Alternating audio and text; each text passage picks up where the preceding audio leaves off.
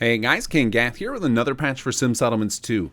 This is patch 3.2.0, which I'm calling Clinicians and Comrades. And this is our first big content update after Chapter 3. We've got a new quest for you guys. We've got a lot of new dialogue lines for some key characters and a feature I think you guys are going to be really excited about. But before we get into that, of course, we got to thank our patrons. And I'm going to take a special moment to talk about this today.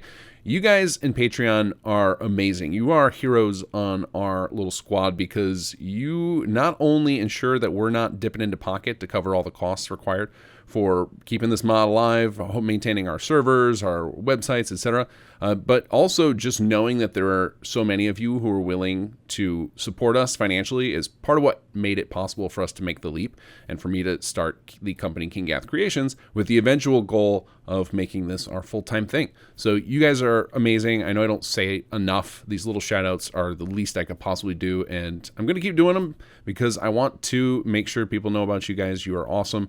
It's a dream being able to start working on this as a career and start building this company, and you guys help make that possible. So huge shout-out to Rouse Dower, Catherine Dara, and then here comes, this is definitely the Butcher of the Week. I am so sorry. Matlina Minty. Hopefully I got it close. Kaylin R, Arcadian95, and Arion. Thank you guys all. And if you contributed in other ways recently, say you sent a PayPal donation or your Nexus points or anything like that, you guys are awesome too. It is, again, hugely inspiring whenever we get some sort of financial donation because it tells us we're going on the right path. We're doing something that is meaningful enough for somebody that they're willing to throw their hard-earned bucks at it, and it is not missed. You guys are awesome. All right, enough gushing. Let's get onto the patch notes. I am really excited about today's patch. So, those of you who haven't heard me say this before, our goal for post-Chapter 3 content is to release a mix of different types of patches, and one of them are content patches, where we give you guys more story content, extending some of the existing stories, expanding characters, etc., and this is the first of those. So, in this patch, we have a new quest for the Nightingales.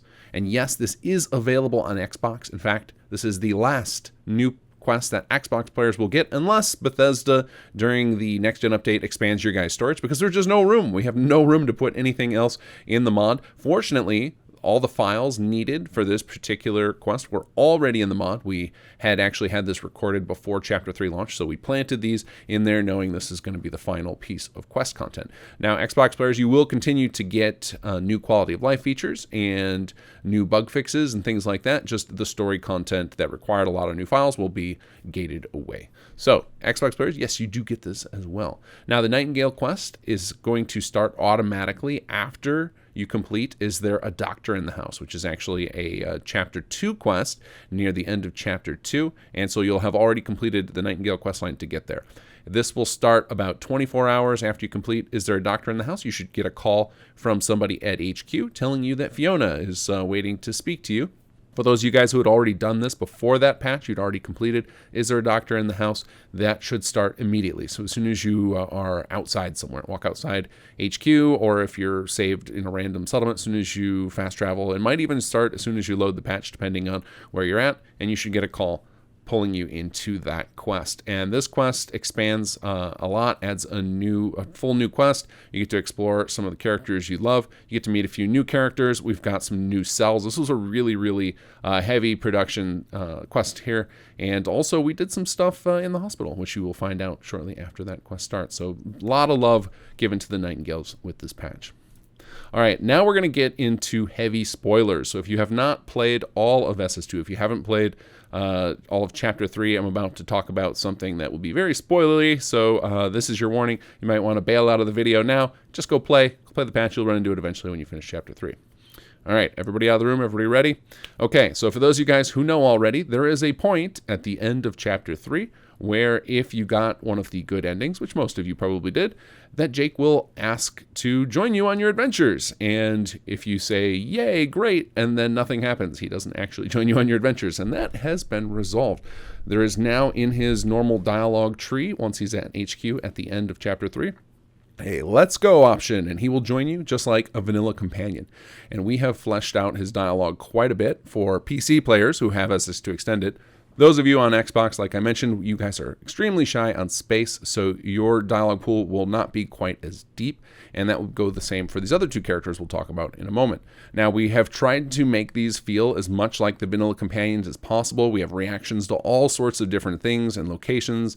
The only thing that we were not able to do yet, though we're still looking into it, is interject into the middle of a lot of quest lines, because the way Bethesda has done that is they actually have the companions built right into those quests in the base game, and we don't want to do that. We don't want to have to edit dozens of vanilla quests. So we're working on some stuff in the future, and expect a big companion update sometime in the future. We have a big giant calendar of things we're trying to do. I have not made it a roadmap, because I feel like those are just asking to disappoint people if we have to cut things or delay them or make them smaller than we promised. So I will just tell you that we have in the long roadmap of SS2, we are looking into ways we can better integrate with some of the base game quests, but these are very full-featured companions in the sense that they have a lot of commentary on combat and places you go, and they feel really good. So we've got Jake, obviously, at the end of Chapter 3, Allison at the end of the NLTC, and Raphael at the end of the Nightingale's quest. So you will now have available 3 SS2 companions. Unlike vanilla companions, these will not dismiss to settlements. Instead, they dismiss back to their appropriate homes. So Raphael will go back to the hospital, Allison will go back to the Custom House Tower, and Jake will go back to HQ. But otherwise, they function identically to vanilla companions. You can ask them about their thoughts on things, and they'll give you a quip. They will follow you around. They will do the stealth when you do, pull out their gun. We basically took the vanilla companion system and we created our own wrapper around it so that we can function near identical to vanilla companions. So I hope they feel great. I'm excited for you guys to be able to play with some of your favorite characters there, and maybe we'll give the companion treatment to more characters in the future, but for now, we're going to focus on these 3 and try and expand them a bit in the future. Still, lots more quest content to come. We have tons more stuff. I'm sure there are some characters or loose threads you ran into as you've been playing SS2 and wondering if we're going to do anything with them, and we probably are, because we have a huge content plan over the next 2 years. All right, so for those of you who made it to the end here, of course, I like to give out some SS2 merch. So if you are interested in getting some merchandise, I want you to leave a comment below. I'm going to give you a hashtag to include so that I can find out who's interested in being in that drawing. And just make sure your comment is more than just this hashtag. Give me something interesting to read, a bug report, a funny story, something you love, something you hate about SS2. And that hashtag is Merry Christmas. Hashtag Merry Christmas. So we are actually going to take a break next week for the holiday and the preceding holiday of New Year's Eve. So you can expect the next patch from us, instead of 2 to 3 weeks like usual, probably be 3 to 4 weeks, because we're going to take a little time off to get some R&R, hang out with our families, etc.